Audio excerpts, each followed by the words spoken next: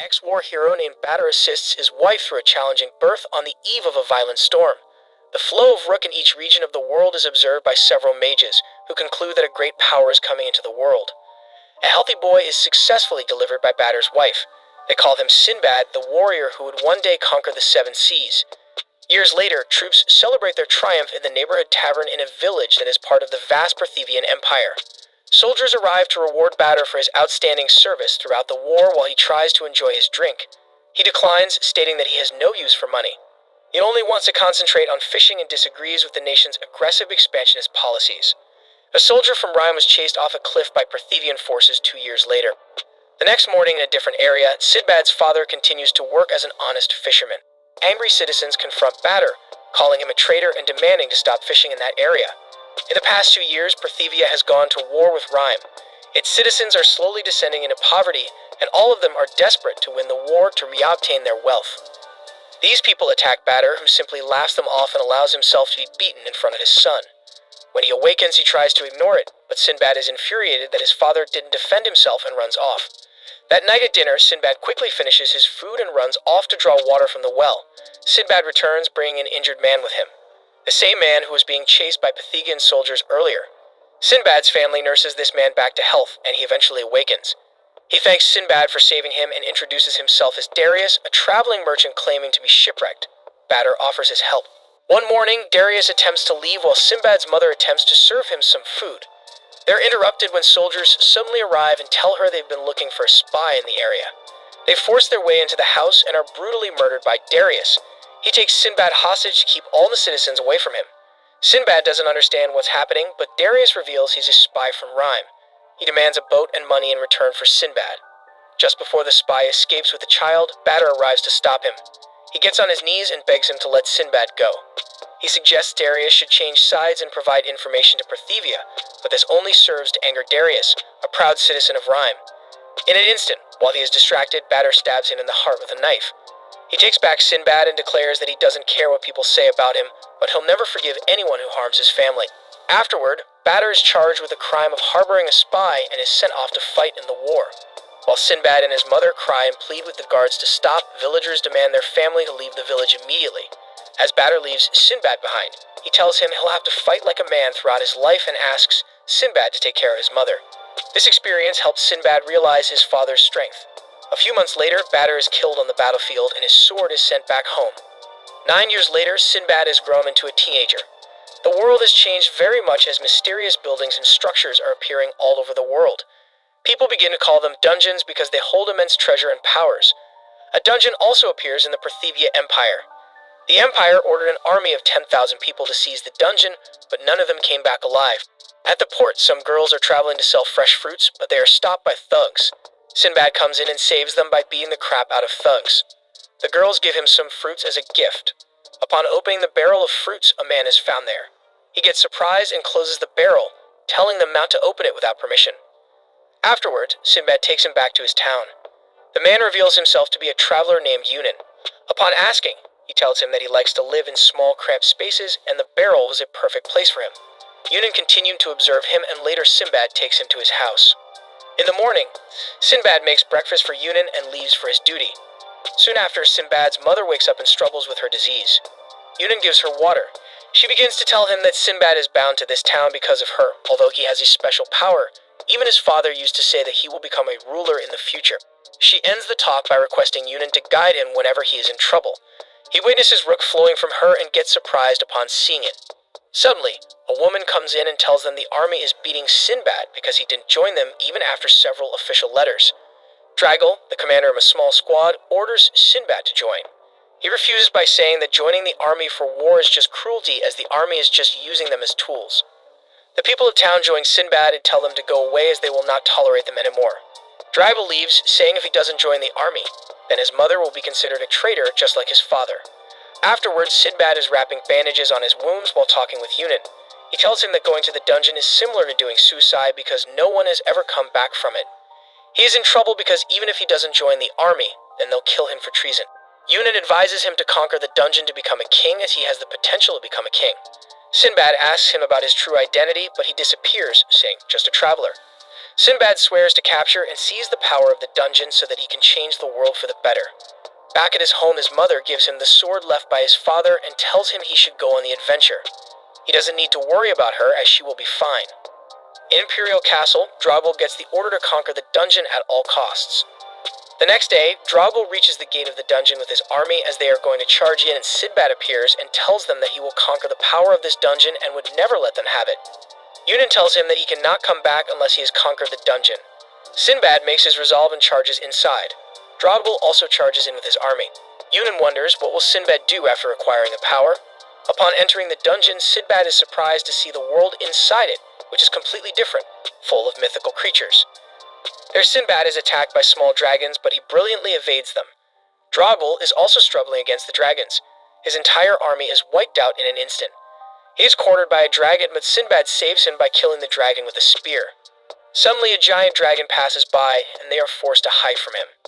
To survive the dungeon, they end up forming an unlikely alliance for the time being. They find the door right behind the dragon den. Drogul leaves on his own to find a way to the door. He encounters random geysers and baby dragons on his way. Upon reaching the door, he tries to unlock it, but all in vain. The Dragon King notices his presence and charges his lightning breathing while Drogul struggles to escape. Just when the dragon was about to kill him, Sinbad saves him and takes him away. Drogul says that he has failed as a soldier and he should die, but Sinbad consoles him that there is nothing to be ashamed about. He takes the shield of Drogul and heads for the dragon. He uses the shield as a surfboard to ride the water waves from the geyser. He strikes the dragon while surfing and lands a final blow on his face. Sinbad succeeds in killing the monster and two ball-like keys appear. They use the keys to open the door. They continue their adventure while killing random monsters appearing along the way. Drogul gets impressed by the abilities and actions of Sinbad. Upon reaching the final door, they have a small humorous fight like always and then proceed to the room. Sinbad finds a lamp and touches it. Suddenly, a big djinn emerges from the lamp. He asks who will become the king. As both of them seek power for their own reasons, they decide to settle the winner with a deadly match. Sinbad attacks him with his sword, but Drogul evades the attack. Soon, Drogul gets the upper hand as he is more skilled with swords. He pins down Sinbad and lands a strike, but Sinbad stops him with his hands and then lands a solid punch on his face, throwing him away. Despite losing all his strength, he comes again to attack Sinbad, only to get beaten up again. He gathers his remaining strength and dashes towards Sinbad for the final blow. Sinbad emerges victorious in the battle. Baal forms a contract with him and dwells in his sword. Suddenly, all the items in the room turn into gold and the dungeon disappears, indicating that the first dungeon has been conquered. Upon waking, Sinbad finds himself with tons of gold around him. The army approaches him and orders him to hand over the power and wealth to him.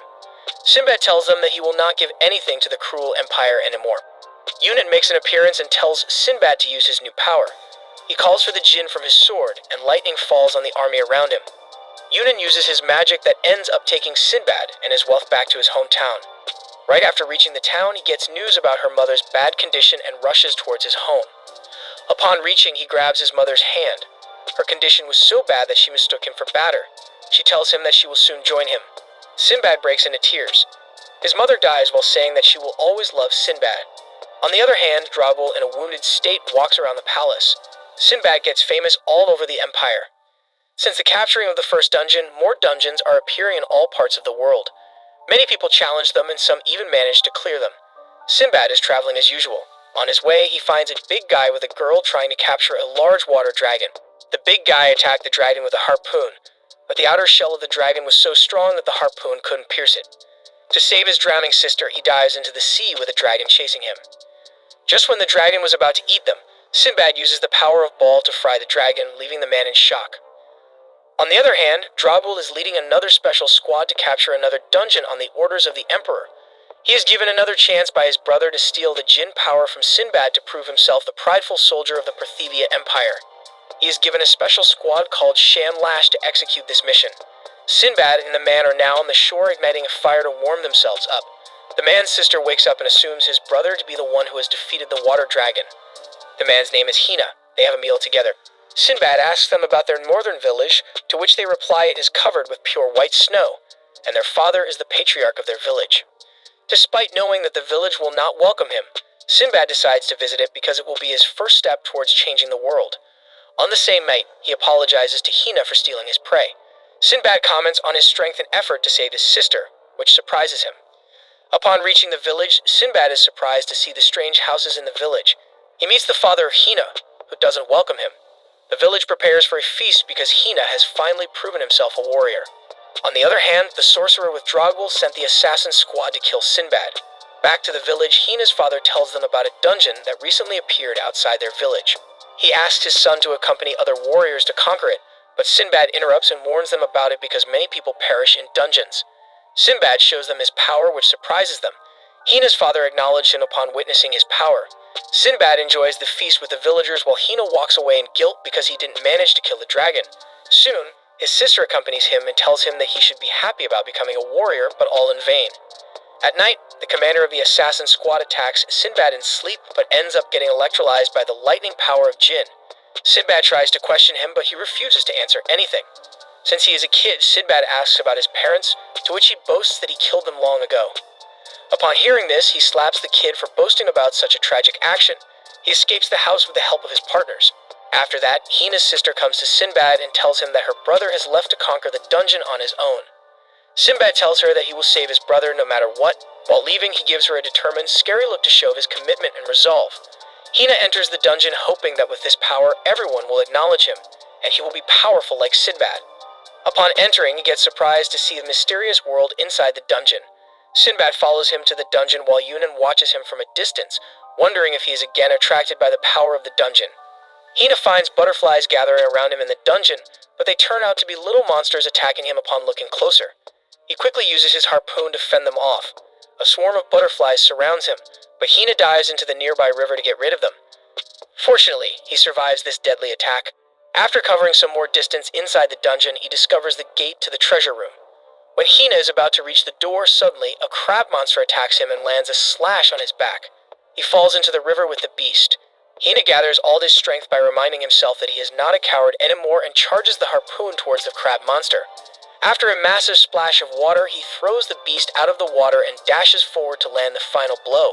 But the assassins kill the monster before him, much to his dismay. Drogwell and his team take the crystal to open the treasure room. Hina takes a stand for himself and tells them to give him the crystal as he is the one who reached there first. He displays his insane strength and a fight begins between them. Hina faces off against the trio assassins. At first, he dominates the fighting, but he gets trapped in their combined attack. Just when their leader is about to kill him, Sinbad intervenes and uses the power of Baal to stop them. Drogwell greets him in his usual sulking manner. The mage with Drogwell introduces herself as Fallon. A fight breaks again between them. Hina gets dragged into this as well. Sinbad tries to use his power, but Drogwell attacks him with a gun to stop him. Hina steps in and dives into the river with Sinbad to escape the scene. Fallon uses her magic to freeze the river, but fortunately, they survive it. Drogwell wonders about the real identity of this mage. She gives the team 3 magic pills to boost their powers. After taking the pills, they feel much lighter and more powerful. Drogwell inserts the crystal and walks into the treasure room with his companions. On the other hand, Sinbad gets out from the freezing water. Hina tells him he will claim the dungeon's power, to which Sinbad tells him that he is already strong enough. The scene shifts to Drogwell, who has summoned the Jinn of the dungeon. Jinn emerges from the metal vessel and claims to be the Jinn of deception and confidence. He recognizes the evil scent of Fallon and destroys her puppet doll. Drogwell tells Jinn he will become king and he will give power to the Majesty, which bores him to the point he turns into a cute cat. Sinbad and Hina reach the treasure room. Jinn presents them with a challenge to catch a cat made from his blood. They all decide to claim the power for themselves and dash forward to catch the cat, but the cat turns out to be very fast, much to their dismay. After several failed attempts, Sinbad asks them to work together. He manipulates them by telling them he will not participate in the combined attack. The cat jumps when they dash towards her, and Sinbad quickly catches it. They lash at him, telling him a traitor, but Sinbad makes an exciting speech that he has to claim this power to change the world, and he would love to have all of them as his followers. They end up getting passionate after listening to his speech. After all, Sinbad is born to lead people as a king. The assassin's squad suddenly goes berserk because of magic pills given to them by Fallon. They become a source of black power that summons a giant demon. Drogwell tries to kill them, but Sinbad stops him because he wants to save them. The demon attacks them with his massive power, leaving Sinbad injured. Hina and Drogwell step in to stop the demon, but all in vain. Jinn reveals that they can save them if they manage to destroy the demon's heart in a single attack. Sinbad lands an attack on the demon, but Fallon, in his illusionary body, takes the sword of Sinbad away to prevent him from using Jinn's power. Hina finally acknowledges Sinbad as a powerful man and declares him a king vessel. Together, they decided to unleash a final attack. Sinbad dashes forward as a decoy, while Hina charges his harpoon to land the final blow. However, the demon catches Sinbad and makes him suffer. Dragul lands an attack on the face of demon that helps Sinbad to escape. Finally, Hina unleashes his charged harpoon, which pierces the demon's heart in a single go, leaving Fallon and everyone in shock. Sinbad takes advantage of this moment to claim back his sword by destroying the doll of Fallon. However, the situation is unclear because the assassin's leader's heart has fallen in iniquity, and the demon is using him to revive himself. Sinbad takes the challenge and tries to save him. Sinbad discovers his past memories of being forced into a ruthless assassin upon holding his hand. Sinbad finds him crying in his memories because the organization forced him to kill his parents. Sinbad saves him by convincing him that he will not let anyone use him in the future. He uses the power of Baal to destroy the reviving demon. The assassin leader comes back from depravity with the help of Sinbad that surprises everyone, even Jinn. They all bow before Sinbad and tell him to claim power because he is the true king. After forming a pact with Jinn, the dungeon disappears and they all find themselves back in the village. Dragul leaves by saying he has to save someone in the Empire. While leaving, Dragul receives a portion of Jinn's power because he has acknowledged Sinbad as his king. Hina decided to follow Sinbad on his journey as his follower. They meet the village founder, who turns out to be a giant furious man. Finally, Hina gets permission from the chief, and his daughter becomes his wife. Sinbad forms a diplomatic relationship with Hina's village that marks the beginning of his future trade company. Sinbad and his companions embark on a new journey to establish trade with other countries. Roramu, Hinahoho's wife, gives strict lessons to Sinbad and Jafar as education is necessary to become renowned merchants. Eventually, they reach the Rime Empire, which is famous for its military might and economy. Sinbad and his companions try to sell goods there, but the army stops them as they haven't got the license for selling goods in the Rhine Empire. A mysterious man approaches them and convinces them to sell their goods to him, and they end up doing so, but later they find that the man is a merchant with a license who is now selling their goods for 10 times more. However, Sinbad didn't lose heart. Instead, he ordered his companions to bring more goods from Amuchak, while settling things with the trade union. Sinbad again comes across the earlier merchant and invites him for dinner, where he learns that the man's name is Harun, and he is a merchant from Balbad. Sinbad asks him to share knowledge of business with him as he wants to change the world, and for that purpose, he must possess wealth and influence. Upon discovering that Sinbad is a dungeon capturer, Harun decides to help him, but he must collect 1,000 gold coins in a month to earn his trust and recommendation. 1 month later, Harun again visits the port and finds people eagerly waiting to listen to an adventure story, and surprisingly the narrator is none other than Sinbad, who managed to move the hearts of people with his fascinating adventure stories. By using the Jinn powers, Sinbad earned the trust of the people. Harun is surprised to see this development and comments on Sinbad for this idea. Although Sinbad earns good money from this, he still doesn't have 1,000 gold coins. Impressed by Sinbad's determination, Harun gives him 1,000 gold coins and reveals himself as the 22nd king of Balbad, Rashid Salija. Sinbad delivers an exceptional adventure story to the audience, overwhelming them with passion and excitement. Upon seeing this, King Rashid decides to help him as he believes that Sinbad will change the entire course of this world. On the other hand, Ruramu continues teaching Jafar, who is sick of learning and doing assignments. Realizing Jafar is losing heart, she reminds him that he once swore to serve his master, and he already decided to go through every difficulty just to support his leader. Jafar gets a bit motivated, but soon Muramu tells him she is conceiving a child soon and he must help her with it, much to his dismay. Sinbad receives his registration letter from the Union and thanks Rashid for his help. Sinbad is eager to start his own business, but Rashid tells him he is an amateur in business as he needs to set up a shop and other things to start a business. Therefore, he should continue performing adventure stories to raise funds for a business. He even suggests Sinbad perform in a theater that will help him in gaining popularity and money. Sinbad decides to go along with this plan and begin preparations for the big event. Jafar managed to complete his assignment, but gets tasked with looking after Hinahoho's newborn son, Kikiriku, who is much bigger than ordinary babies. On the other hand, Sinbad finally performs in the theater. He first summons Snow using Jinn's power and surprises the audience and even King Rashid. Sinbad's play became so famous that people from faraway areas began visiting the theater just to watch his play. Hinahoho and others reach the port with Amuchak goods and are surprised to see Sinbad performing in a coliseum as the theater was not large enough to fit all the people. Suddenly, Kikiriku went missing due to a huge crowd and Jafar rushed, only to find him captured by the caged beast of the coliseum. He tries to defeat the monster with his usual techniques, but all in vain. Just when Kikuriku is about to get devoured, Jafar activates his household vessel power and manages to save him. Later, Sinbad surprises everyone with a new shop for their Sindria trading company as they decide to expand their business to fulfill their goal of making a new country.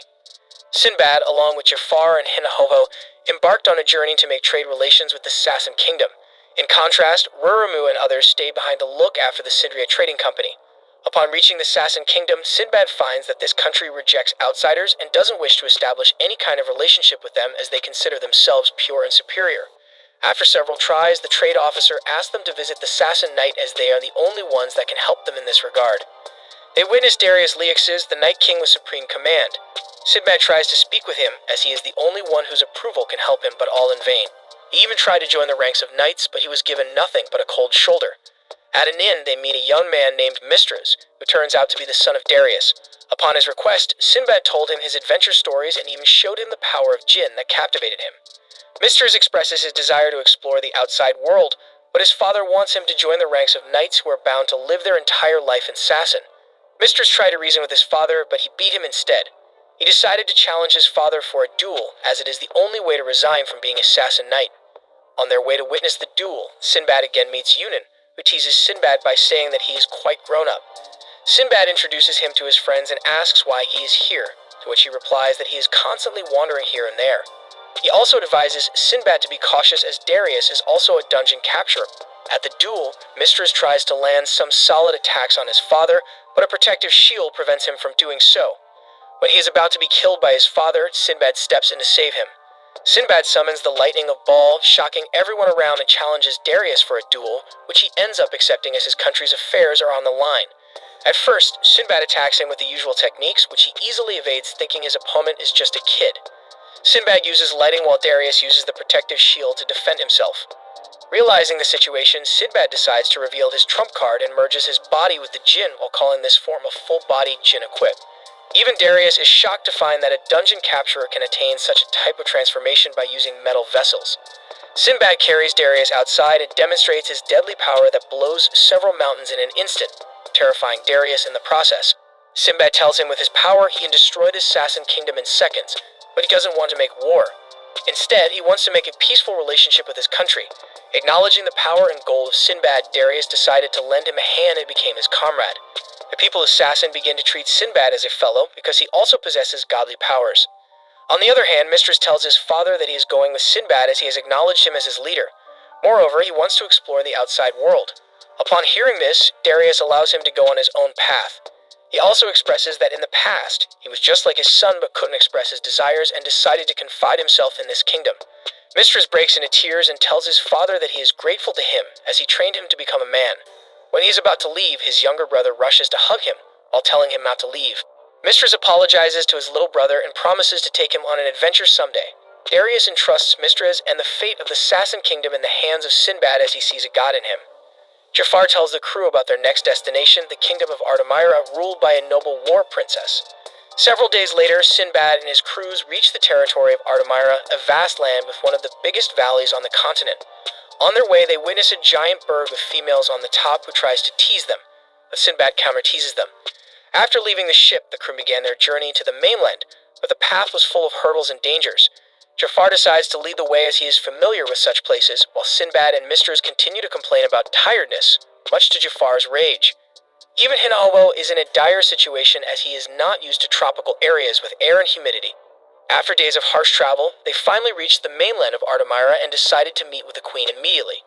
However, the queen named Mira Dianas Artemina turned out to be a fierce woman who chastised them from the beginning and refused to discuss diplomacy with men as she considered men inferior. Sinbad tries to seduce her by using his manly charms, but unfortunately, she sees through it and punishes them by taking their belongings and throwing them in the Valley of the Dead. She kept Hinahowo as she wanted to examine his physique. Fortunately, Sinbad and his fellows survived the fall, but they couldn't climb back the wall and thus ended up living at the bottom of the valley. At first, they struggled with food and shelter, but eventually managed to take care of both. Jafar helped them many times during their stay at the valley as he is experienced in living in the wild with minimal resources. He killed snakes and taught them the way to dissect and eat them. Later, they made a house of woods and leaves. They felt their animal instincts returning after spending several days in the wild. Sinbad and his fellows continued spending their days in the wild but forgot their actual purpose of coming here, which was to develop a trade relationship with the queen. Mistress snapped out of it first and tried to reason with Sinbad and Jafar, but unfortunately, they couldn't care about their mission anymore as living here in the wild became their very purpose in life. Unable to console them, Mistress steps outside and thinks of a way to go back and meet the beautiful lady from earlier that promised him to take good care of him if he managed to survive. While wandering, he stumbles upon fresh meat and takes it to show Sinbad and Jafar, who were surprised to find real fresh meat after so long. Mistress thought Sinbad would try to find a way out after finding this meat, but he was just after the meat, much to Mistress's dismay. After several days, they find more meat with gemstones on it. When they were about to take meat, giant birds came and took it from them. Upon seeing this, Sinbad devises a way, and they all hide in the meat while the bird takes them outside the valley. Sinbad went after the queen to retrieve his metal vessels while Jafar and Mistress retrieved their other items. Sinbad invaded the sleeping room of the queen and humiliated her. The queen ends up activating her jinn-equipped form while Sinbad takes the form of Baal to fight her. However, Jinn had control of 3 elements that cancelled out the attacks of Sinbad. He decided to use the second metal vessel and took on the form of Jinn Veilfer. The queen uses the fire element to attack him, which he barely manages to avoid.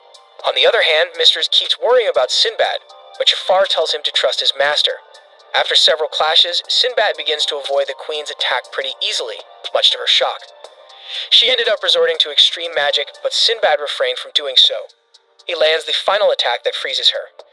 Jafar explains that Veilfer's real ability is to slow the movements of targets, and that's how Sinbad managed to win. Later, Sinbad and his comrades again get an audience with the queen, who is having a body massage as she got some scars from her battle with Sinbad. She announces a trade relationship with Sindria Trading Company because she doesn't want Sinbad as her enemy. She also tells him about the legendary sorcerer of the Rhyme Empire, who has lived for more than 200 years. Moreover, the sorcerer is an unusual being that controls the flow of the world and guides capable king candidates toward dungeons. After forming an equal alliance with the queen, the crew decided to travel back, but Mistress is reluctant to return without having a good time with the ladies. Sinbad and Mistress visit the red light district to enjoy themselves, but unfortunately, they are given men instead of women, much to their dismay.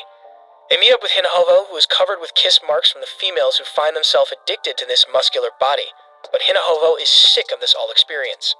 The crew meets the diplomat from Artemira, who offers them a ride of birds back to their ships. The queen comes to see them off and introduces them to her daughters, much to their surprise. Her youngest daughter takes an interest in Sinbad and gives him a feather as a farewell present. Upon reaching the Sindria Company, they are all warmly welcomed by their comrades. Later, Sinbad reflects back on his entire journey from a poor, powerless kid to a successful merchant and leader. He decides to prepare for the upcoming revolution that will change the entire world once for all. The end. If you liked the video, give it a huge thumbs up and subscribe to the channel for more anime recaps. Farewell till the next video.